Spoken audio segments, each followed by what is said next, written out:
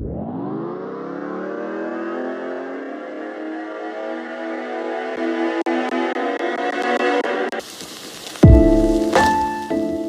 to our first episode of Faces Behind Cases, where we kind of break down an interview with some of our technicians here at the lab, give you a little background about them personally, a little bit about what they do in the lab, and trying to give you a little more behind-the-scenes look at what we do here at Oral Arts Dental Lab.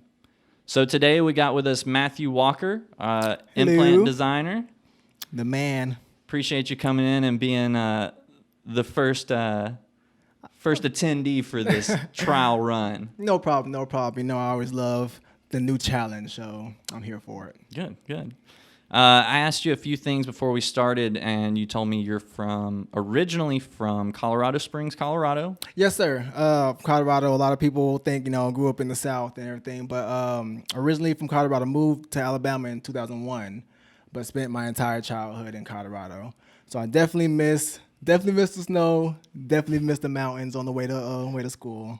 But as I said, most of my family was either Mississippi, Florida, or Georgia. So we came down. So you have a little bit of roots in the South. Mm-hmm. Oh, definitely. There. Mom, Mississippi State. Mom, yeah. Okay, cool. And then you went to Tuskegee University, correct? Yes, sir. Graduated Tuskegee University with a mechanical engineering degree back in 2013. Yeah.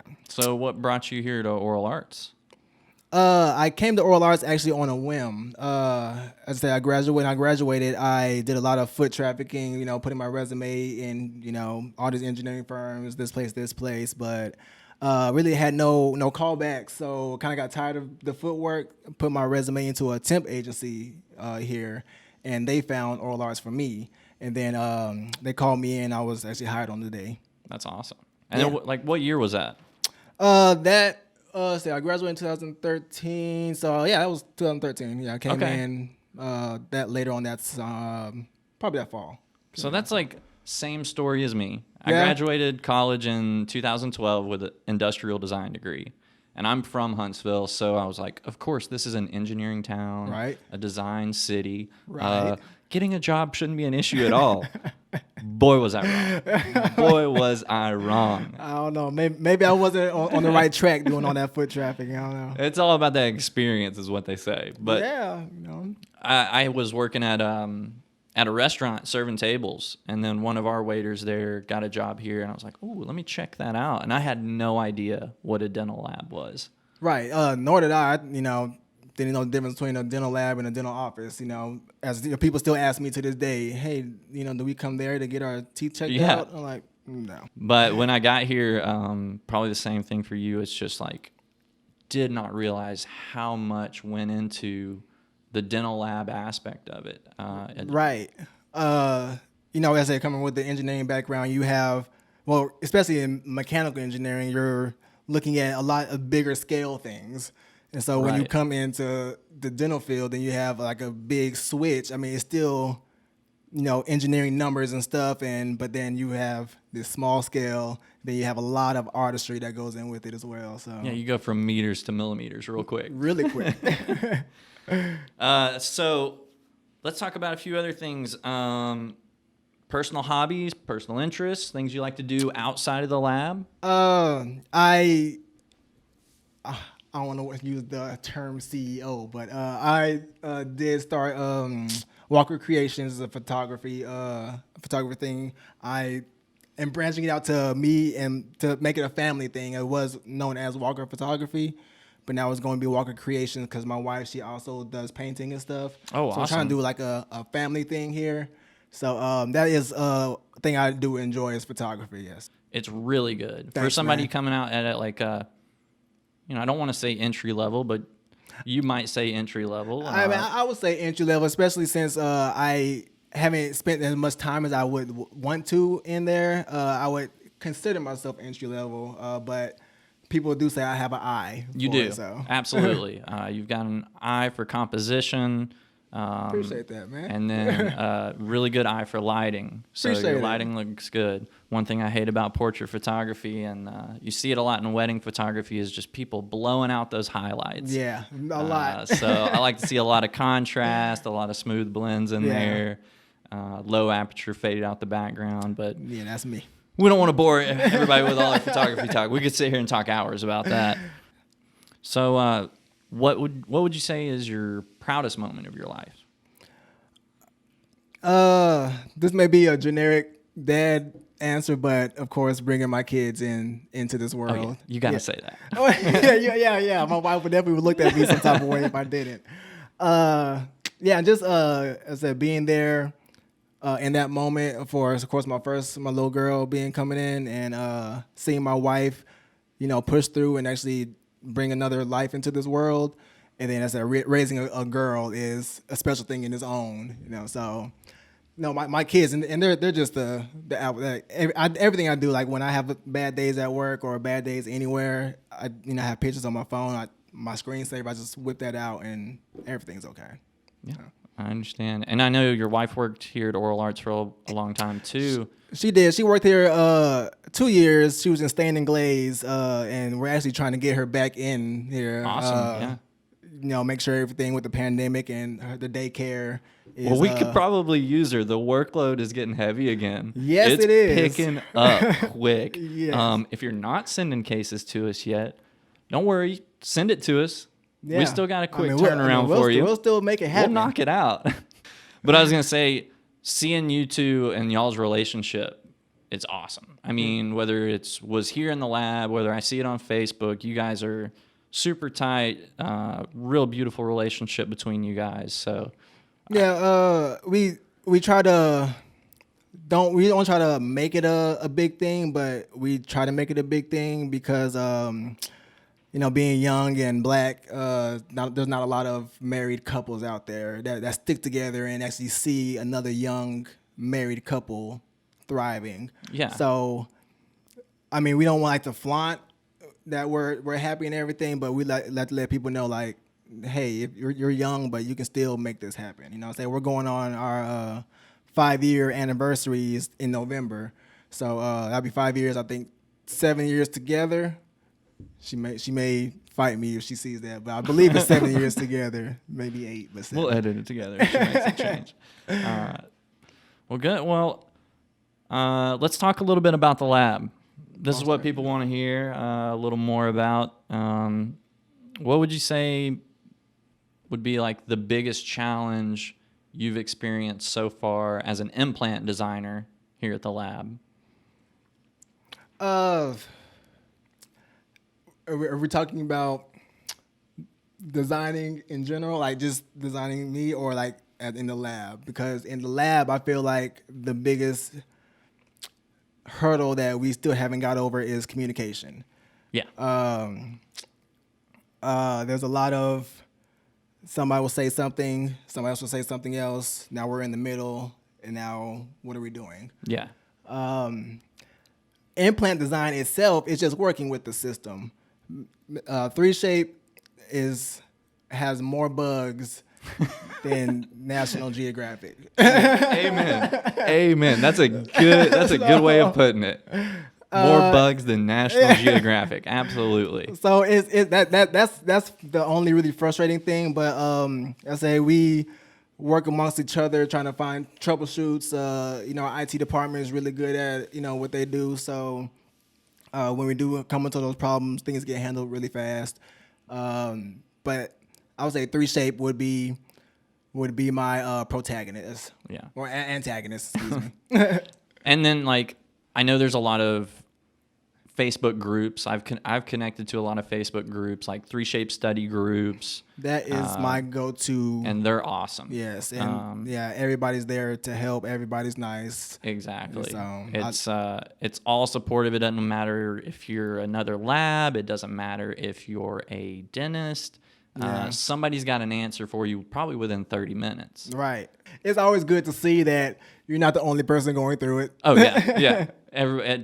Most of those people have, at least one person in that group, seen the problem you're looking at. Exactly. Yeah. And they know what to do. So sometimes it's a chuckle. Sometimes it's... Yeah. As far as like the communication in the lab, and then I guess this goes with 3Shape too.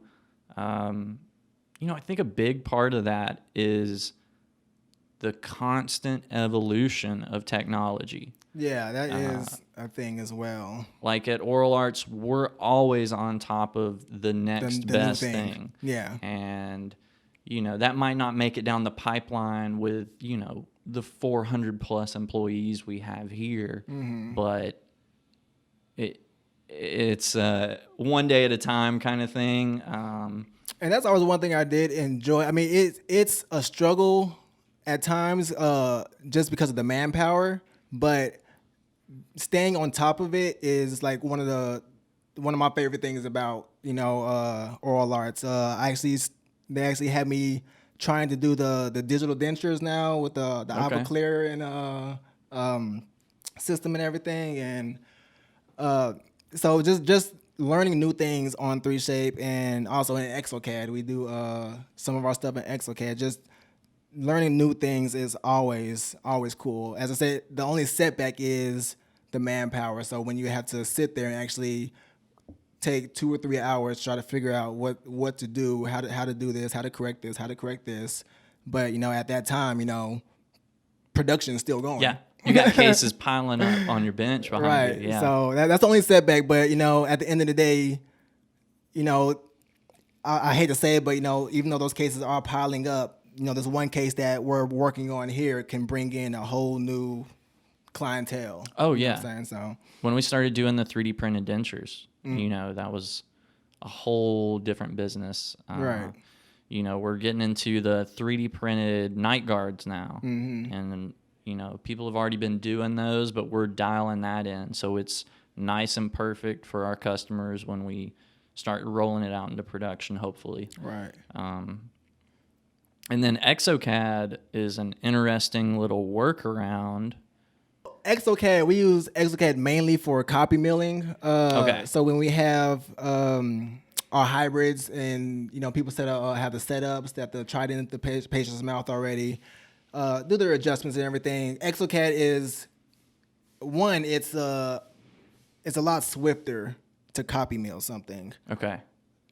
Actually, the copying or mirroring tool in ExoCAD is a little bit more spot on than it is in 3Shape.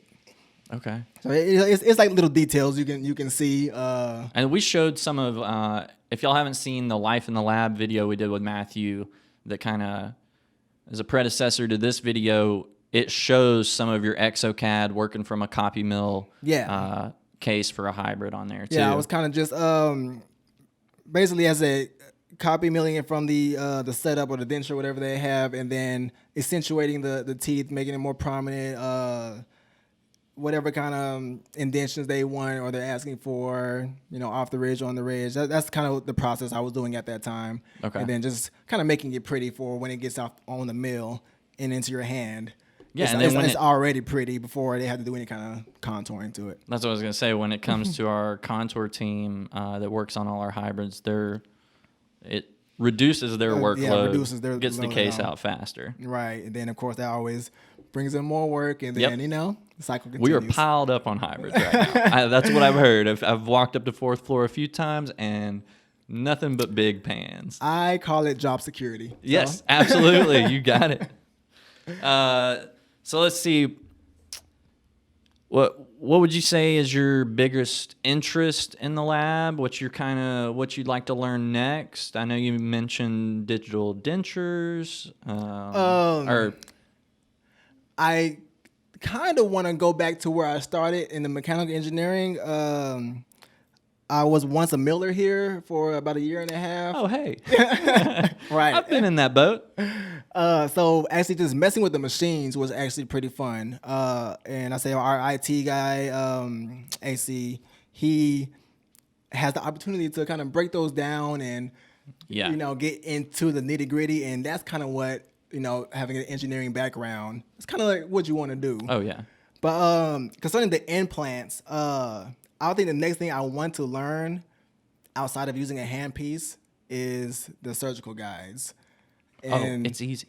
It's easy. It's so easy. It's nerve-wracking to me. Yeah. that mandibular nerve. That part is very nerve-wracking, but I know it's easy. It's just that's going to be the next task there. That was the last thing I learned and perfected before I came down into marketing and started doing what I'm doing now is surgical guides. And, as long as you have a good, clean CT scan from the doctor, as long as they follow their protocol, make sure their CT scan is spot on, it's easy breezy. Yeah. No problem. If you got a real scattered CT, you might as well just email them right back. I'm not taking this one. Hey everybody, thanks for watching this video. But listen here, if you're trying to save 10% on your next case, write this code on your next RX, YTIMP10. That's YTIMP10, and you'll be able to save 10% on your next case. This only can be used one per practice and cannot be used with any other discounts. And that's again, YTIMP10.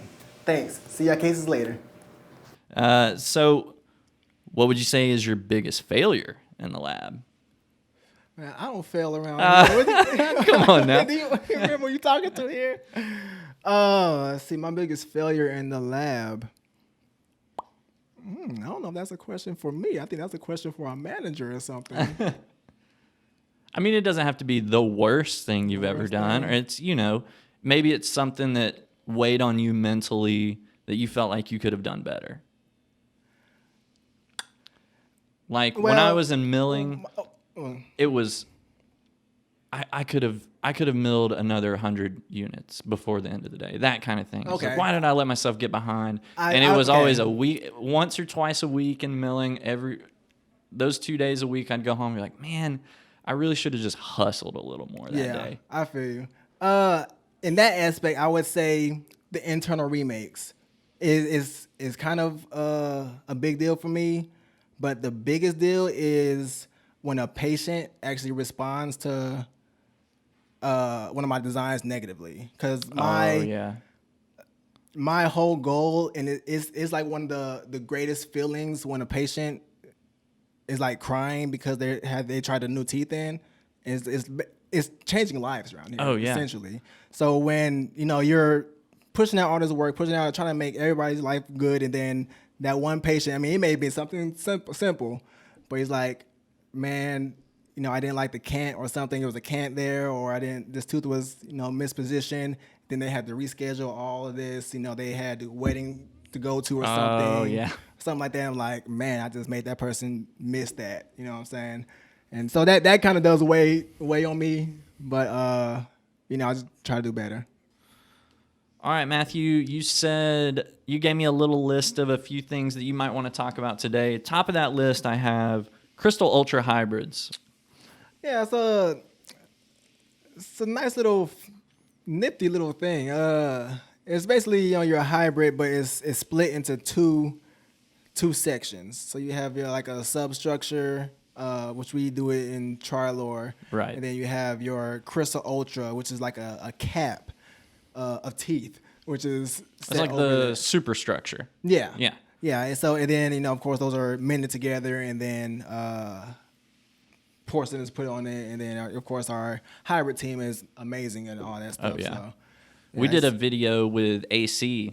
I don't know if you saw that, where we tried to get AC to break a Trilor bar. I have not. You need to watch it. It's hilarious. I'm gonna have to check that. If y'all haven't seen man. the Trilor bar stress test video, make sure you watch that. Virtually unbreakable. And when you see AC, you'll understand why this is funny, because he is jacked up. Yeah, those are cool. That's I really like them. I'd love to see more go out of the lab, because it gives you the same visual anatomy and permanent restoration or permanent solution, but it's like way less weight. Yes, so much more lighter. That Trilor is so lightweight. It's kind of crazy how I did say I gotta go watch the video, but how lightweight it is. But I mean, you say just me trying to bend it, with my little scrawny fingers. Yeah, that thing is not moving. No. So. I mean, I took it around. I took a test Trilor bar. It was just like a duplicate that we milled out, and I took it to multiple people in the lab. I had them try to break it. I had people throw it against the ground, throw it against the concrete, didn't ding it. Right. Nothing. But apparently it shears. easily though. Okay. So I mean, there's like no every time you're going to be going into kind of some kind of shearing procedure. No. And even the way your occlusion is or your bite would be, it's not going to be anywhere near the Trilor material since it's the substructure. Exactly. And then it's also, you know, covered in porcelain. Acrylic wrapped around it, whatever they're going to be using right there. So it's a great alternative to like, you know, a lot of people are doing titanium bars. Exactly, yeah. And that's still super heavy, which it's really effective, but I don't know about you, but I wouldn't really want to be walking around with that much titanium weight in my mouth. Yeah, when we actually first started doing our substructures, and I think we'll get into that next, but my supervisor just showed me a patient that actually had an upper-lower all-metal substructure in their mouth. It was very interesting to see. Like, if you kind of think of any kind of Mortal Kombat character, that's kind of how he looked. I mean, don't want to throw any kind of dissing to the patient, but it was very interesting to see him smiling with just a full metal.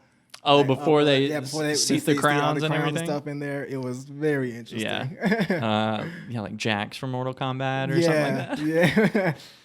Yeah. Another thing that kind of you brought up on your list that goes hand in hand with the Crystal Ultra and the Trilor is our BioLogic Hybrids, which is kind of the same deal. It's a Trilor substructure, but it's got preps built into it. Right.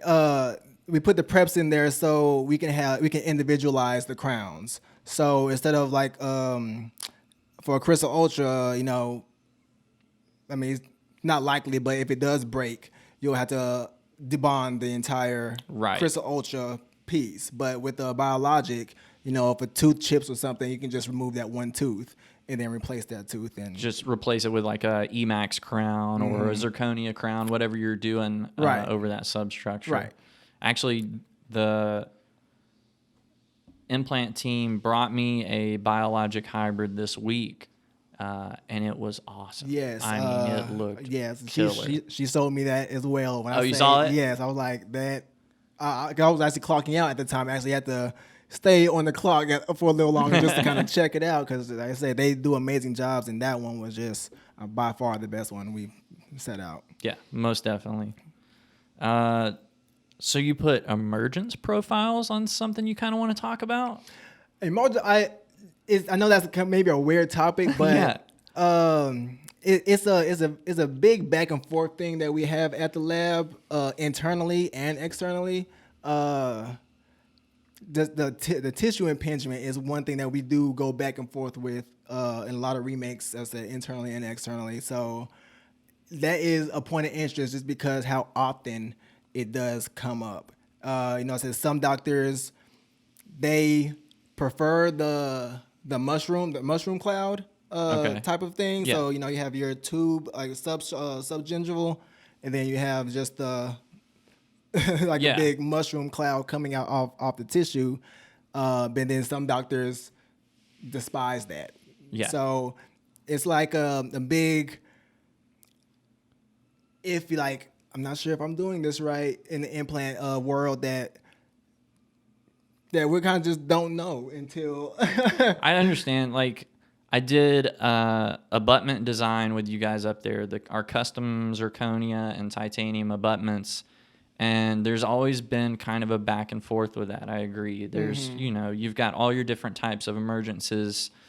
Different doctors have their different preferences, understandably so, and for different cases, but, you know, there's definitely some doctors that might prefer one emergence profile, but they want it their way. In that way. It's hard to explain. It's like it is designed in that type of emergence profile, right? But there's like a sweet spot on the lingual side. Maybe they want a 0.5 millimeter, you know, supragingival on the lingual side, even though that emergence profile doesn't really call for that. Right. So if this is a good note, if you're a doctor and you're sending cases here to the lab, and you've got a preferred method of your emergence profile or the way you like your custom abutments designed, just let our customer service know. Yeah. We'll put a note in for for your practice, and every time we design something, every time we get a work order for your abutments, it'll be listed right there, so our techs know, hey, this is Dr. So-and-so, they like this type of emergence profile, but hey, hit that lingual side, 0.5 millimeter up or 0.5 millimeter down, One something doctor like that. actually started, was so kind to actually draw a couple different pictures for us for his abutment design and crown design, because he likes those to kind of flow seamlessly out of with each other and then outside of the analog itself. So that simple drawing, he just attached that, and that's attached to all his RXs now, and so it makes it easy. Very beneficial. Reduce the remakes, reduce the time in the lab. It makes it easier on everybody. Right, because it's not just me designing them. So I mean, you can tell me something all the time, but then night shift comes in, and then you might have something else. So it's just better just to have it on the preferences, as you said, and then we can make that as a default. Yeah, and to kind of break that down, it's like, if you've got an implant case coming to the lab, you're not doing every single bit of the implant design.